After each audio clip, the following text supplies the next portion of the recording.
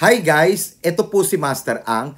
Today, may pag-uusapan po tayo patungkol po sa mga pampaswerte na inilalabas ng mga ibang gumagawa ng mga video. Alam nyo guys, ito marami na rin po ang nagtanong sa akin. Kung ito bawang? Ito po, bawang. Ito pong bawang. At itong asin, pampaswerte daw. Itong asin at itong bawang, pampaswerte daw. Okay guys.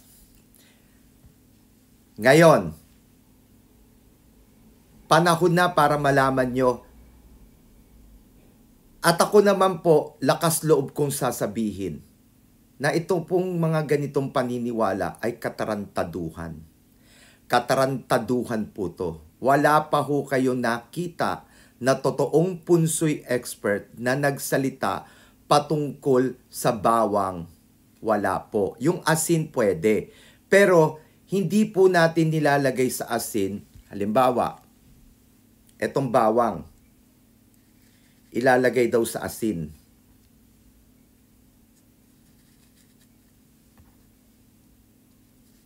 Ilalagay daw sa asin, tapos ilagay daw sa ilalim ng kama. Alam nyo ho ba na hindi maganda na naglalagay po kayo ng asin sa ilalim ng kama? Malas. Opo. Kung sino man ang nagsabi na pwedeng ilagay ang asin sa ilalim ng kama, kasama ng bawang, ako, hinahamon ko kayo. Hinahamon ko ang lahat ng Pilipino. Gawin ninyo. To see is to believe. Para malaman nyo kung gaano karaming kamalasan ang darating sa inyo. Alam nyo guys, kung ano man ang nakikita nyo sa video na ginagawa ng iba, una, tanungin ninyo, sino ba yung mga nagsasalita na yan? Saan ba sila nag-aral? At kung totoong punsoy expert at kung totoong may nalalaman sila sa pampaswerte, saan at paano nila napag-aralan? Alam ko na. Kasi ginawa ko. Ganun kasi yung mga content creator. Ginawa ko kaya sinuwerte ako. Matagal ko nang sinubukan at kaya sinishare ko sa mga tao para maging maswerte. Guys, hindi po totoo yan. Sinungaling po ang mga gumagawa ng content creator na isinishare nila sa inyo yung mga nalalaman nila, pero ang totoo, gusto lang po nilang kumita ng pera. Alam nyo, alam ko, marami magagalit sa akin na kapwa kong content creator o kapwa kong gumagawa ng mga ganitong video. Alam ko yan. Pero ano naman ang pakialam ko kung magalit kayo? Ang importante dito, may isang tunay na punsoy expert na itinatama kayong lahat. Kasi panahon na po para magising kayo. Hindi po totoo na ang asin at ang bawang, kapag nilagay nyo dito sa ibabaw ng asin, kahit ilalim nyo pa, tapos ilagay nyo pa sa kama nyo, sa ilalim ng kama, magiging maswerte? Hindi po. Hindi. At hindi rin naman po pwede to na itong bawang nito na ilalagay ninyo, itong bawang at asin ilalagay nyo malapit sa pinto. Hindi rin po pwede. Hindi rin po pwede to na inilalagay nyo sa ilalim ng table nyo kung saan kayo nagtatrabaho. Guys, panahon na para malaman nyo, ang bawang ay ginagamit sa pangluto. Alam nyo, ang problema sa ating mga Pilipino, dala ng kahirapan, dala ng mga marami kayong mga problema patungkol sa pananalapi, na kung minsan tayo din na may kasalanan kung bakit tayo naghihirap dahil hindi tayo marunong humawak ng pera. At ngayon, nagigipit ka at ngayon, dumadaan ka sa maraming pagsubok. Kapag may napanood ka na patungkol sa mga pampaswerte, eto ginagawa mo. Pero hindi mo man lang alam na ikaw mismo pinapasok mo sa swerte, pinapasok mo yung malas. Yung swerte, hindi mo pinapasok sa katawan mo.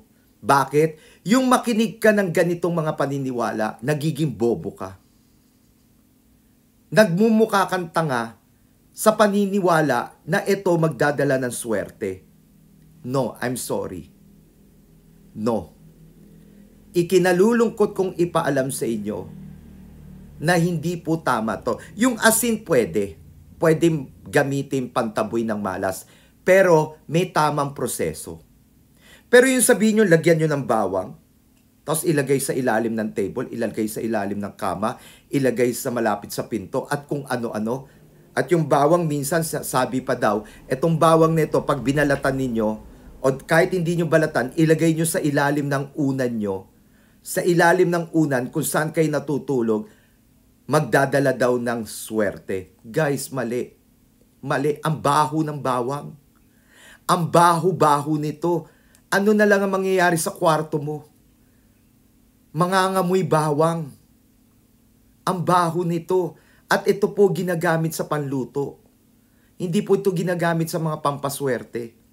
I'm sorry wala pa ho kayo narinig sa mga punsoy expert na nagsabi ng ganito. Pero kung meron man mga punsoy expert na nagsabi niyan, alamin nyo kung totoo ba nag-aral at totoo bang may alam sa punsoy. Ngayon, sa mga tao, ito lang po ang gusto kong sabihin sa inyo. Maniwala po kayo sa sarili ninyo. At gamitin po natin ang utak natin para maging maswerte. Panahon na po para magising kayo. Mali po to. Kaya po sa lahat ng mga nanonood, nakikiusap po si Master Ang. Na para hindi po kayo malasin at para po kayo hindi maapektuhan, wag na wag nyo pong gagawin ito. Itong asin na nilagyan ng bawang at inilagay sa ibabaw ng asin at ilalagay sa ilalim ng kama o di kaya ilagay sa ilalim ng table o di kaya ilagay dun sa malapit sa pinto, hindi po siya magdadala ng swerte. Bakus lalo kayong mamalasin. At yung bawang po, hindi po natin inilalagay sa ilalim ng unan kung saan po kayo natutulog. Malas. Kaya sa lahat ng mga tao, huwag kayong naniniwala sa mga ganitong bawang-bawang. Hindi po. Mali po. Mali, mali, mali. Kaya sa lahat ng mga tao, talino lang po ang gagamitin natin. Alam nyo, ako po, kahit wala po tayong pampaswerte, ang payo ko sa inyo, kahit walang pampaswerte, basta't ginagamit mo ang utak mo, ginagamit mo yung sipag mo, maniwala po kayo, magiging maswerte po kayo. Basta't ang importante, kumilos tayo na ginagamit natin ang utak. Hindi yung basta na lang tayo naniniwala. At ito pa ang masama. Minsan tanungin natin ang sarili natin, saan ba tayo nagkulang? Ano ba ang mga mali natin? Para at least maitama natin hanggang maaga. Kasi kung minsan tayo din po may kasalanan kung bakit mailap ang pasok ng swerte. Totoo po. Hindi nyo lang po nakikita. Kasi tinatanong nyo, bakit ako minamalas? Bakit hindi pumapasok ang swerte? Bakit lahat na lang ng ginawa ko, nagsusumikap naman ako, pero hindi ako makapagtabi ng pera at hindi ko maibigay sa pamilya ko ang lahat ng kailangan. Pero hindi nyo alam, nandyan na. Meron. Kung may maitatabi, may maitatabi. Ang problema lang, karamihan ng mga Pilipino magastos. Totoo po yan. At kung minsan yung iba naman, kapag nasa atin na yung success, tinatamad na. Nawawala na ng sipag. Kumbaga sa imbis na nag-focus sa negosyo, sa karir, napunta sa ibang hindi maganda. At yung iba naman, nalulun sa kasino. Ang iba naman, dahil sa kayabangan, alam nyo, malas ang maging mayabang. Alam nyo ba, na kapag ikaw ay naging successful, huwag kang magiging mayabang. Oras na pinapasok mo sa katawan mo ang kayabangan, maniwala ka, mamalasin ka. Tuloy-tuloy kang babagsak. Kaya ito lang ang payo ko sa mga tao.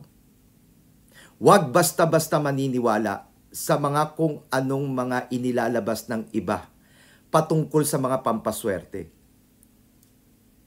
Kung gusto nyo maging maswerte, gamitin ang utak, magtrabaho ka, magsipag ka, huwag ka puro complain. Kumilos ka, dahil maniwala ka, magiging maswerte ka.